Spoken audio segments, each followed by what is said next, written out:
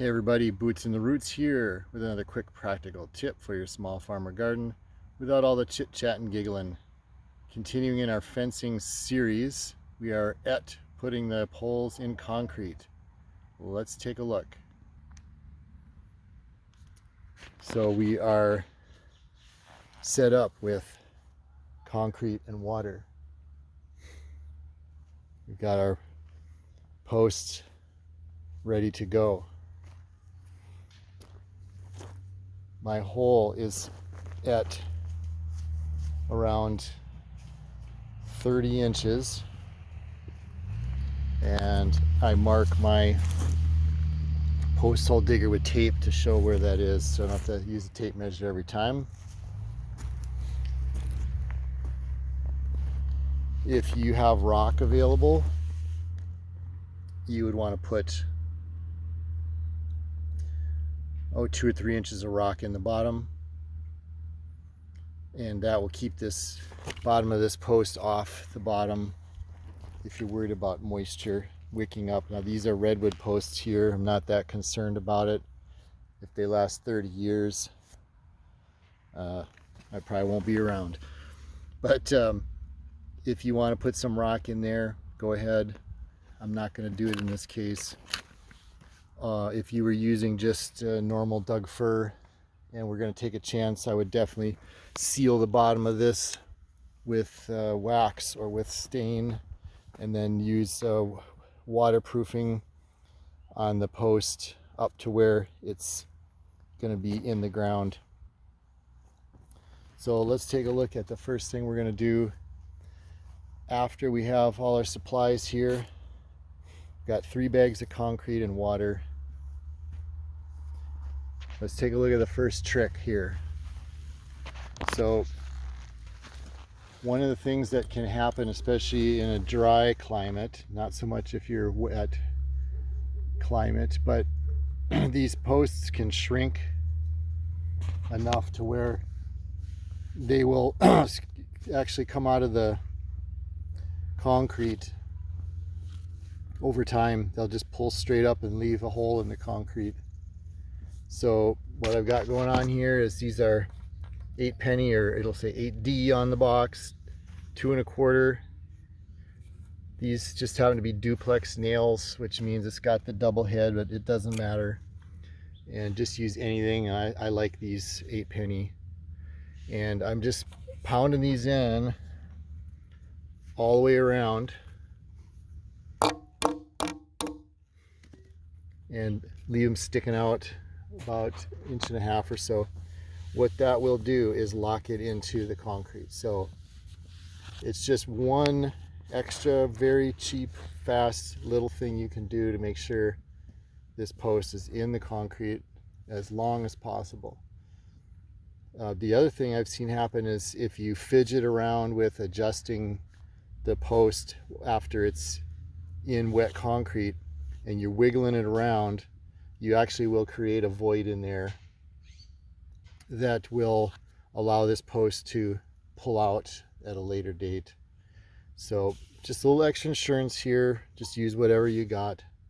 And I've got it about 4 inches from the bottom and then up at about a foot mark or so.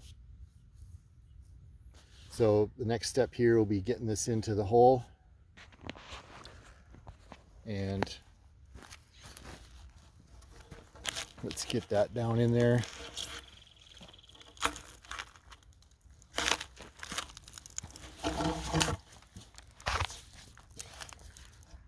So when you set this in, you want to start moving it around. Come around to the front here with your string, and that face has got to be flush with the string. That's where your wire is going to be. And when you're pulling that wire across this face, you want to slide across that wire, and you want to have it flush so that you can use your staples and nail it off as strong as possible.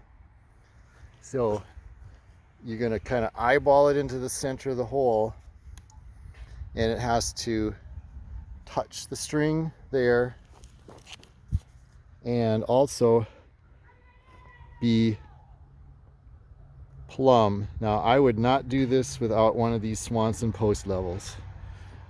It's a rubber band, goes around the post. It even has a magnet on the back so you can use it with steel posts.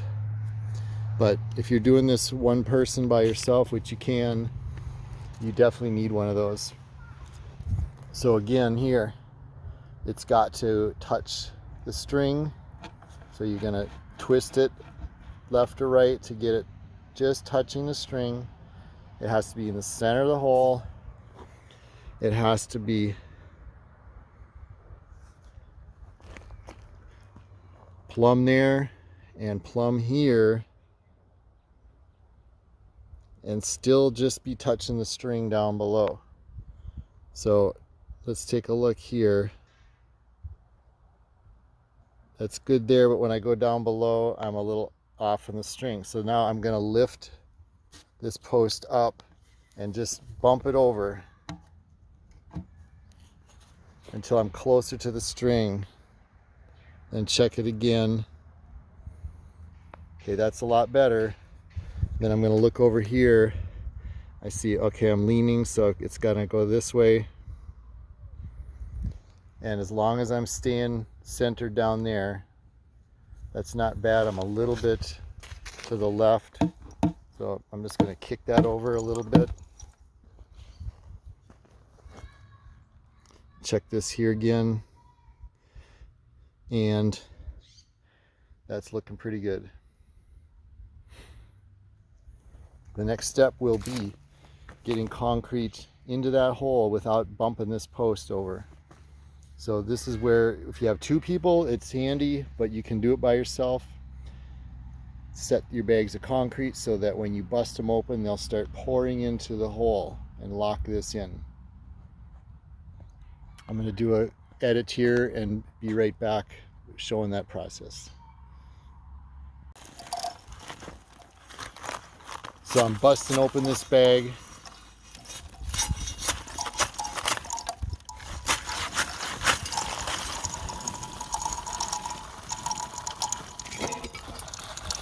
Okay, concrete's flowing down in there, and I can just bump it with my foot. And I've got to watch very carefully here.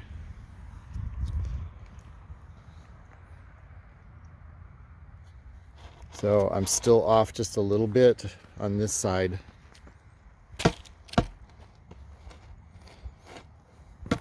So I'm just going to kick that over.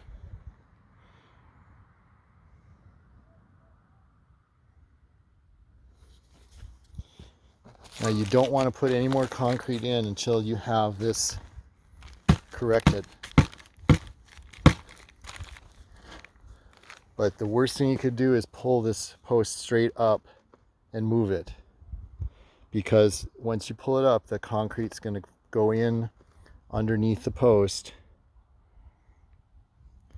And now the post won't go in full depth. So you can't lift it and move it once you have concrete going in. You can only kick it over and slide it over with your foot like that. If it was off a long ways, I would take your big digging bar and stick it down in the hole and pry it over against the wall of the hole and shove that bottom over. So do not lift this up. If you lift it up, you're going to have to pull it all the way out and hand dig that concrete out of the hole.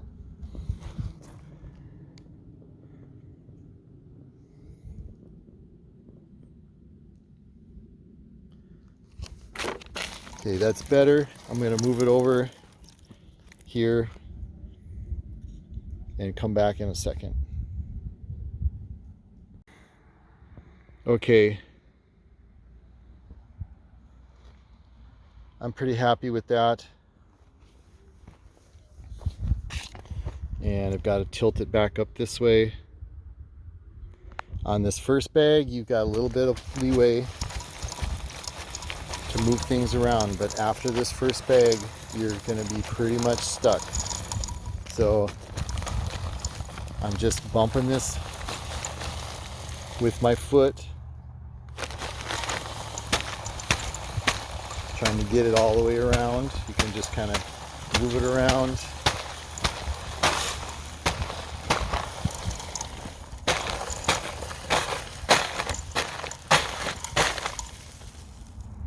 Okay, and so now I actually can let go of this. There's enough concrete around there. I can bump it over and have it just stay exactly where I want it. It's still pretty fragile, but I can leave it, and then I can reach down with the bag and just lift it up and just pour it in.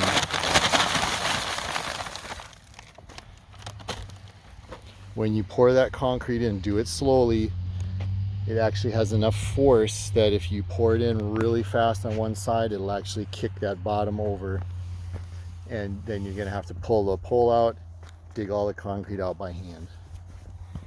Okay, so here we are, plumb there. I'm plumb there. I'm pretty close on the string. So I'm not concerned about that because it's such a small gap over this long run that once this is in concrete, I'll just tie the string to this post, and then I'll use that tied to the other end to mark where to pound the T-stakes in. So there's another video on how to get your T-stakes in nice and straight. You can check that one out in the series. But for now, we're good. I'm gonna start carefully pouring in some water.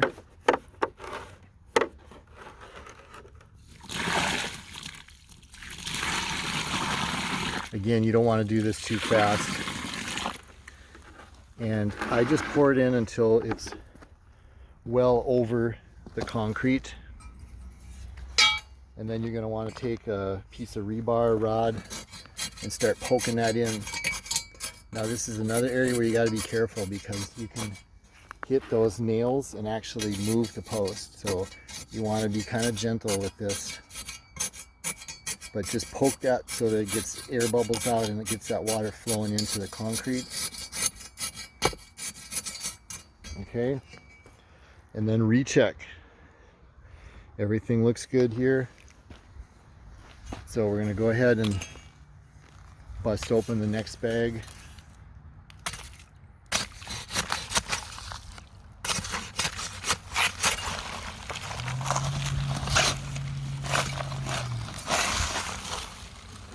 Okay. Still being careful, but you can just start shaking it in with your hands, you know.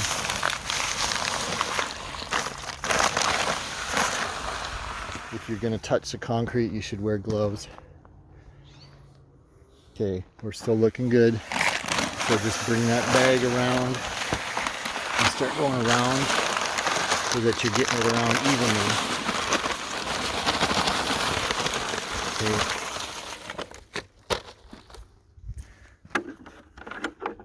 I'm going to put in a little bit more water just to kind of cover the surface. And then aerate it with your rod. You can hear it bubble even. And you want to get that down in and around those nails. So at this point, you're at the point of no return. You don't want to do any major movements on this at all, because you're going to leave potentially a gap down in there, and it's not going to be tight to the post, which will allow water to get in, which can promote rot prematurely, etc. So you're pretty much stuck now. You definitely don't want to lift this up or do any kind of major movements. You won't be able to twist it. It's too heavy now. You can bump it a little bit left or right if you needed to, but you definitely don't want to wrench on it too far. If you do have to wrench on it, you will need to go back in with your tamping rod and tamp it back down so it's flowing in where that void was created from you moving it. So we're going to get the third bag open here and get it in.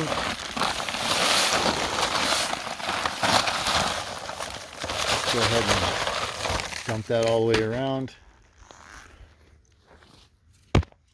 And I'm just going to push this concrete all the way around here.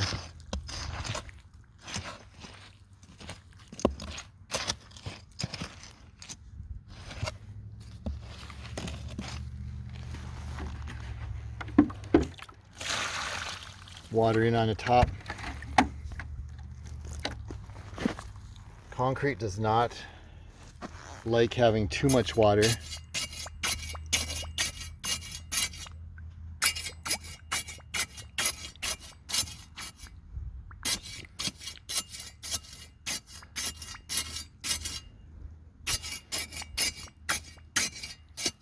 It's a chemical process, so too much water just changes the strength of the concrete too much. So I'm just kind of working that around and spreading that around on the surface there.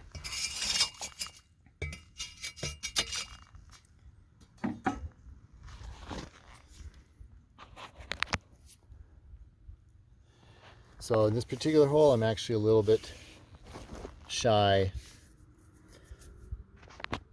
of the ground. So what you're going to want to do here, and I don't have it with me unfortunately, but I will put another bag in here and make sure that this is mounted up to the top here. So to finish off this video, I'm just going to walk down to this one and show you how it's supposed to look.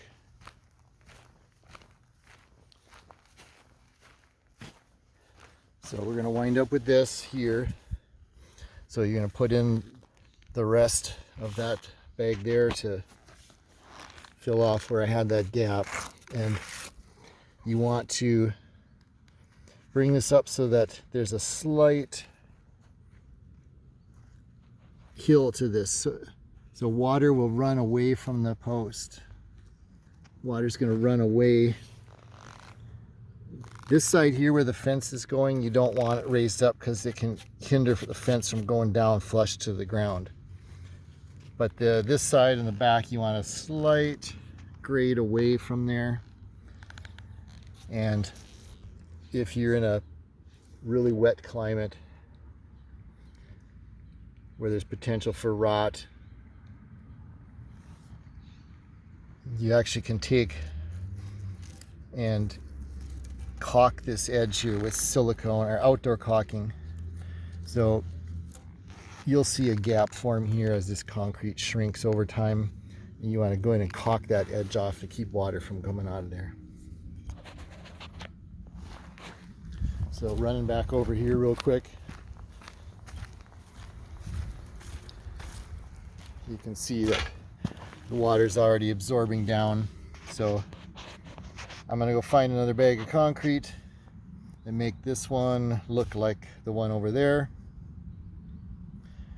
And again, at this point, do not touch the pole or move it. You will not need to brace it. I've seen people use 2x4s and brace it to the ground to try to hold it. That post is not moving with a hole that deep and that much concrete, so no need to brace it off with anything. I've done hundreds of these and I've never had to do that.